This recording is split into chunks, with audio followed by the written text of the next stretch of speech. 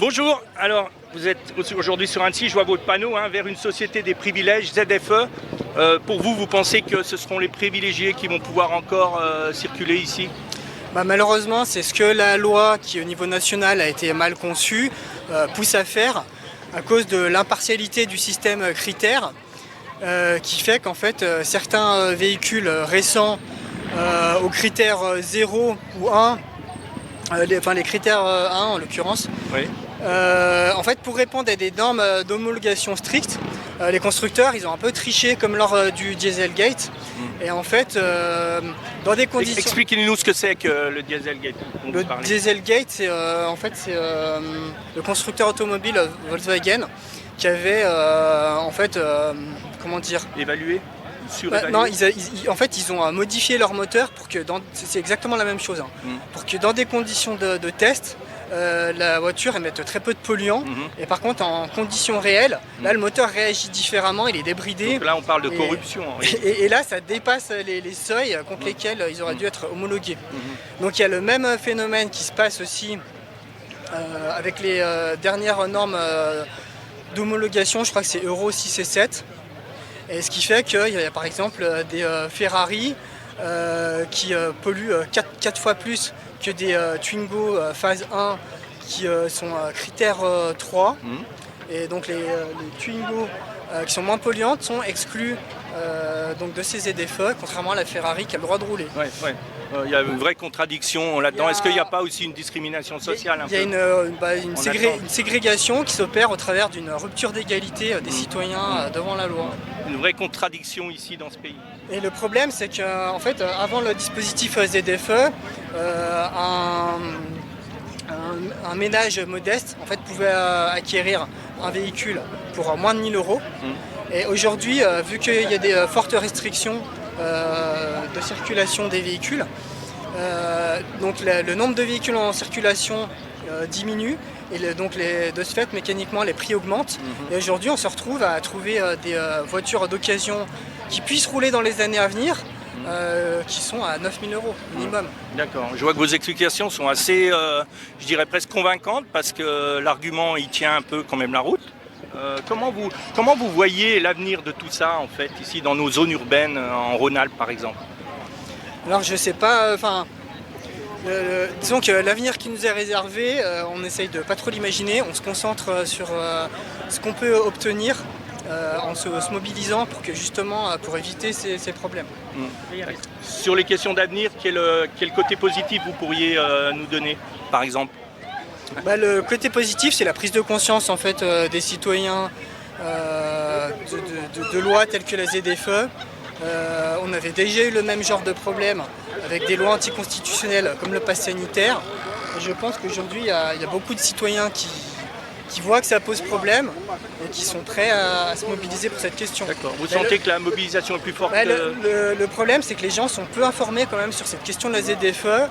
Et plus les gens sont informés, parce que c'est quand même un sujet qui est délicat, qui est pointilleux, et il faut quand même se plonger dedans pour arriver à prendre conscience de choses et d'autres. Est-ce que vous ne pensez pas qu'il y a un contrôle médiatique, une sorte d'ingénierie sociale, de manipulation d'opinion par les médias en général, pour garder sous couvercle tout ça? Je pense que la manipulation, elle se fait plutôt par des idéologies, et notamment l'idéologie de l'écologie politique, où en fait il y a des élus comme des citoyens, ils sont vraiment catastrophés en fait, par les chiffres qu'on nous montre, en fait, que ce soit au niveau climatique ou au niveau de pollution de l'air, puisque Santé publique France nous parle de 40 000 décès par an dus à la pollution de l'air.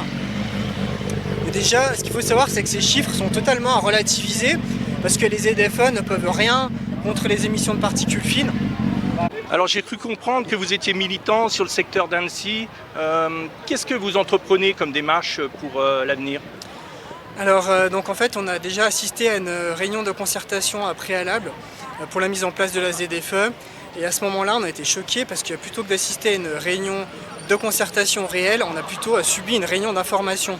Ah ouais. Et donc de là, à partir du moment où l'arrêté a été pris donc, de mise en place de la ZFE, c'était en novembre 2024, donc j'ai constitué un recours gracieux auprès de l'agglomération pour tenter en fait de faire annuler l'arrêté et de le revoir par rapport à toutes les problématiques qu'elle pose, notamment au travers des vices de procédure, au travers de cette concertation qui n'a pas été une réunion réelle de concertation. Mais quel retour vous avez eu? Alors l'agglomération ne nous a pas répondu. Et donc, dans le délai des 2 mois impartis, et donc maintenant on se tourne vers un recours contentieux devant le tribunal administratif de Grenoble. D'accord. Et on veut essayer d'obtenir une annulation partielle ou totale de l'arrêté qui soit plus conforme à la réalité du terrain au niveau des faibles niveaux de pollution de la ville d'Annecy qui respecte tout à fait les seuils contraignants imposés par l'Union européenne, ils sont même 4 fois en dessous. Et de par les faibles gains apportés par la ZFE. Est-ce que c'est pas un peu le contraire? Quelque part, au lieu de faire des gains, ils vont perdre, ça faire perdre de l'argent. Alors le problème, c'est que quand une loi est prise en France, dans le droit, il y a le principe de proportionnalité. Les mesures prises doivent être proportionnelles au préjudice encouru. D'accord. Donc c'est la balance des bénéfices-risques. Et là, donc, selon notre estimation, là, au niveau balance bénéfice-risque, on n'y est pas du tout. Ça n'a pas vraiment été mesuré par l'agglomération. Parce qu'il y a 10 000 véhicules qui sont estimés être empêchés de circuler d'ici 2030. Par contre, les bénéfices sanitaires ne sont pas traduits et ils sont très flous. On nous parle simplement de 53 décès prématurés à cause du monoxyde d'azote, à cause des oxydes d'azote, pardon. Mais on ne nous dit pas du tout en termes sanitaires combien de personnes ça va favoriser au niveau des maladies chroniques et des décès prématurés.